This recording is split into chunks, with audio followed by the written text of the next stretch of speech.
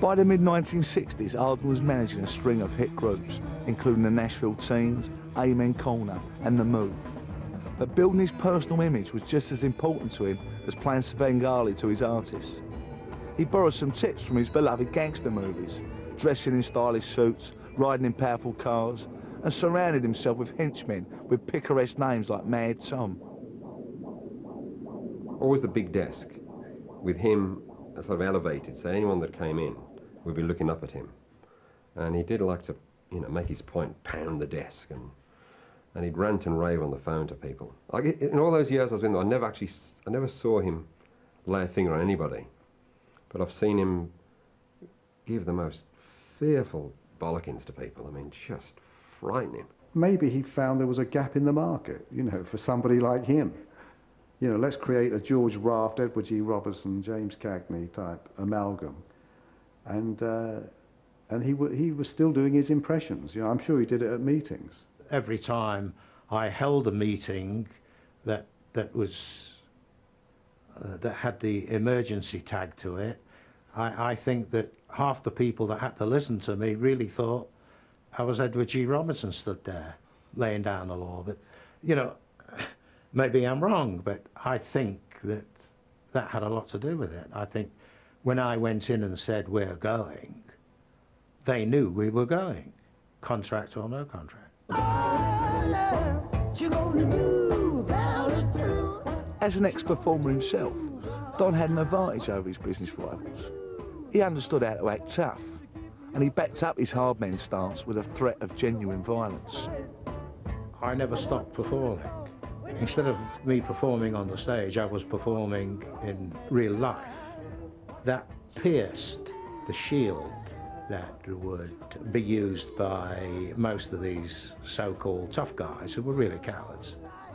And my reputation preceded me eventually.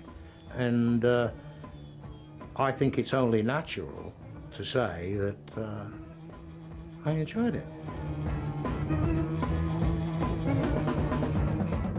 Don's robust methods carved a trail through the sharps and con men who fed off Pop's cash-in-hand economy. It was a minefield for the unwary, but few were foolish enough to tangle with Don Arden. Whenever you get cash and dubious people involved, they're going to say, hey, we can find a way we can make some money. So they get all the punters pay, and they got a band on stage that's getting paid 100 quid, and all of a sudden they've scarpered with the bread, So there were a lot of guys like that out there, so it was a lot of competition. And Don made sure he was king of the hill. And whatever it took to do that, he did it. You're not going to sit around and wait for lawyers, man. You get on your bike, you go around there and you take care of it yourself. I don't think many things, in Don's life were settled by lawsuits. I remember once where we were playing somewhere like Luton or Dagenham, and this guy refused. He made some excuse up, said, oh, the band only played 30 minutes and they should have played 40, and I'm not paying you, basically. So we phoned Don, and he said, you just wait there, just stay there. Don swiftly arranged for a team of his larger employees to charge to the rescue.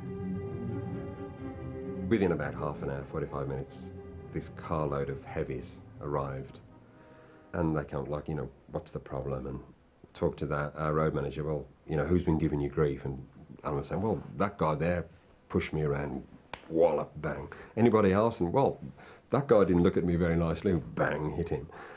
And he got the money of this promoter was now terrified because he'd got all these bouncers around him, but they weren't in the same class as these guys. These are serious bad men. And so he paid off the money. Yeah, there it is. There's a mistake, I'm sorry. And I think it was Wilf who said something like, well, you won't, don't do it again, will you? And this guy says, no. Takes out this hammer with all tape around it, like a domestic hammer with all this tape around it, and gives this guy such a whack in the knee, breaks his knee or something. No, you won't do it again, will you?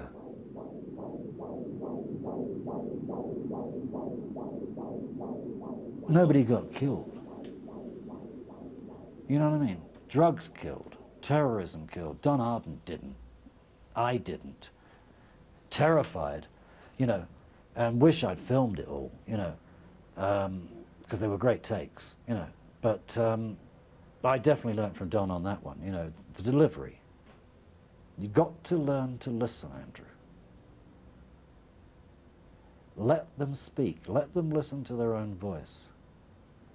That'll do the job for you.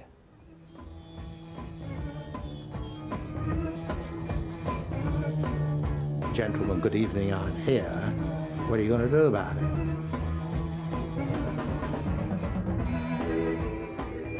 I had a go at his desk. It was very ugly. And so I thought the best thing to do is break it, let him get a new one.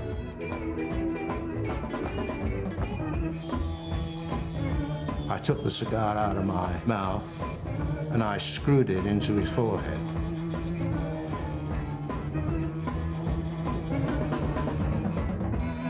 If your reputation doesn't mean anything, you're fucked anyway.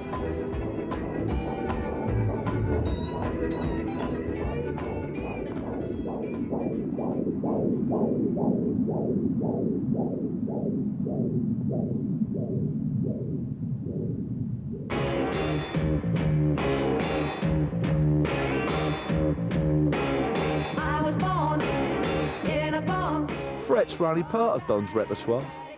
He used a range of skills to make his stable of groups feel loved and appreciated.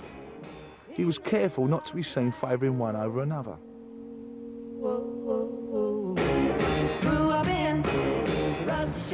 You're trying to control a unit quite often which contains 4 diametrically opposed people. It's like a sort of keeping a marriage of 4 people together sometime. You know what the problems that develop in marriages. You know, for a manager, it's almost a nightmare.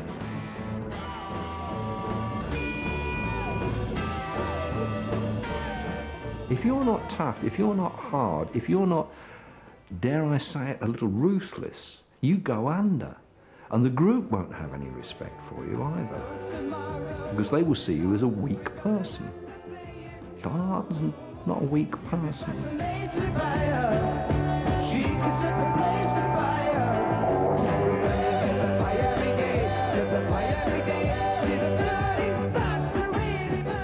Because everybody's got their own personality, everybody's got their own problems, he don't like the drummer don't like the guitarist, you know, and you know, to keep and he had a lot of groups.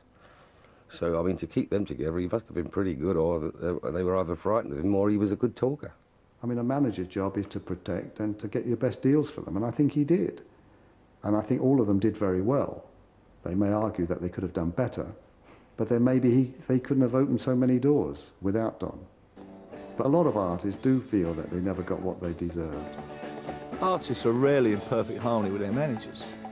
The history of financial disputes between managers and performers is as old as the music business itself. If I've ever exploited anybody, it's for their own benefit. It's because they want to be exploited. I never exploit anybody that doesn't want to be exploited. The small faces began to wonder if they were being exploited a little too much. And when their concerned parents demanded a meeting with Arden, Don surprised them with a preemptive strike. When I heard that the parents were grumbling because they said their children were tired, I sent for them and I said, hey, you've got the wrong story. They're not tired because they're doing a gig. I said, they're tired. I said, because they're up all night with drugs. He completely diffused the inquiry about money, and the rest of the parents were concerned about us taking drugs, you know, which was really just really below the belt, you know. I don't know if Don was trying to do a good deed or not, you know. The parents didn't like that, and neither did the boys. And that's what turned the boys against me. The split between Arden and the small faces illustrated the way bands and managers see things from the opposite point of view. Arden claimed that he had invested substantial sums to get the group off the ground. The band retorted that they had never received all the earnings due to them. The issue remains unresolved to this day. Unfortunately, you know, if you buy up Carnaby Street and you ship it back in the Jaguar he's given you to Pimlico, I mean, talking about the small faces, there is a cost. I believe that, you know, we could say as an axiom that a hit record in those days got you £3,000. Well, let's add up the Anello and David shoes and the overbilling from John Stevens or Lord John, there's not much left at the end of the day. I don't think left to their own devices that the small faces would have been able to walk around and given you that aura that Don provided the thick carpets and the thin teacups to give them that bit of stum. Without Don, you know, the small faces may not have existed. You know, without his sort of vision at that time, be it short-lived or what, you know, the fact is we became known and we got a break through Don.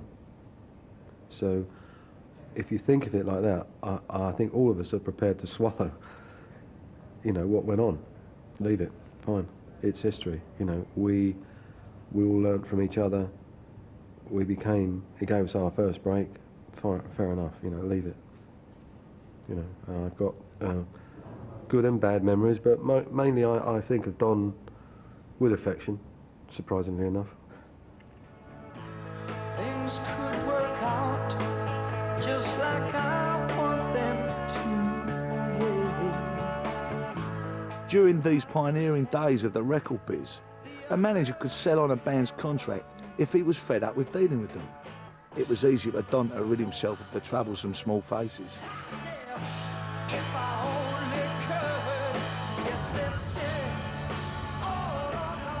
If an artist walked away from me, I still was able to sell my contracts to another manager because I never breached the contract.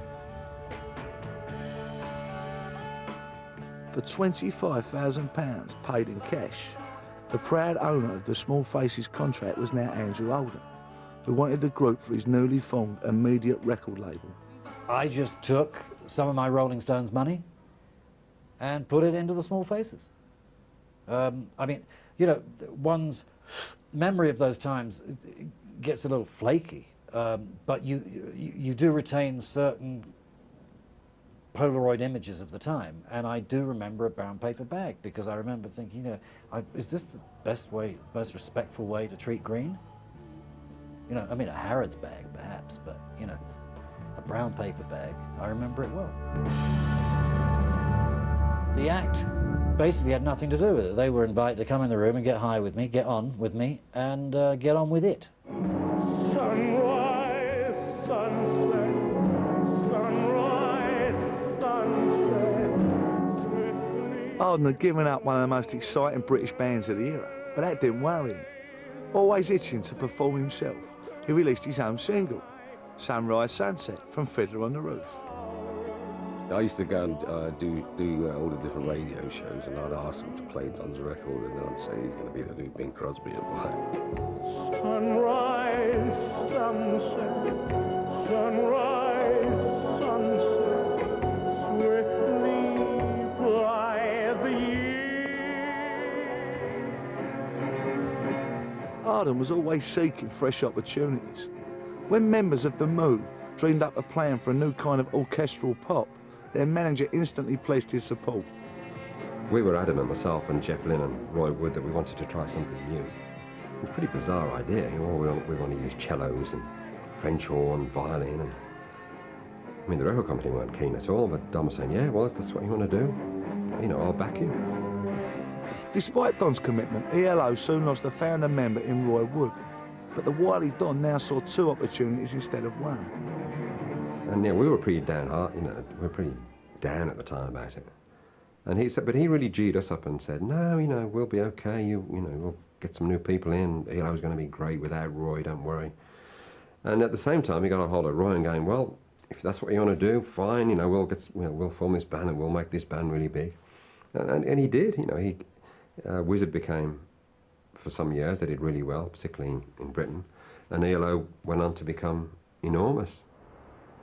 Arden had gambled, and he reaped the rewards. The prized American market beckoned, and over the next decade, Don would become more mogul than manager. But great success would cause big problems.